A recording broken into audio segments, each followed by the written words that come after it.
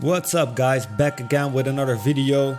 This time it's a rotational transition that looks very smooth if done right.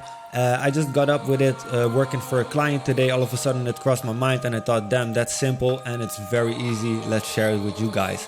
So you just start by adding two different kinds of footages. I just added 3 for this video and we line them up real quick. And then what we're gonna start with, changing the anchor point. So what I'm gonna do right now, as you can see, I'm opening it, anchor point, and we change the anchor point to right up his chest somewhere so that the rotation point is a bit from the bottom.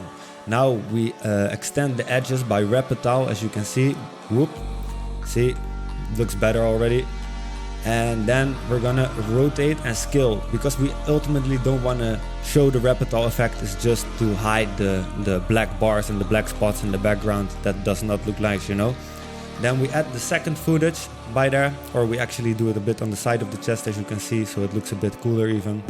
Then the second footage, what we're gonna do, we cut it, and then the first footage we're gonna time freeze it and cut it out. And so we can use it as like a PNG image on our other footage. So we cut it out real quick, masking, and then we link that to the other footage. Whoop, and we put the motion blur on always, of course. We will do that in some moments. And of course, it has to transition perfectly with the next footage, which is not in time freeze.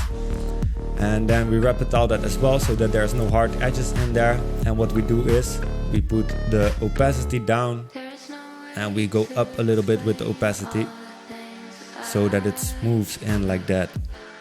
Very simple, very simple. If you have questions, you can always also inbox me. Now what I did there is I just also added some saturation to match the background with the next scene already. So the footage A, I added just some lightness, and that helps by showing like the next scene, well, by like transitioning to the next scene basically, you know what I mean. Now we're doing the same again with the next footage, rotating, cutting out this guy. Oops, that's a shape layer. Cut out this guy. Not gonna do all his hair. It's just a video for purposes only, for educational purposes, so I'm not gonna like make it look very good. But yeah, when you do this for a professional video, of course you want to do it as tight as you can.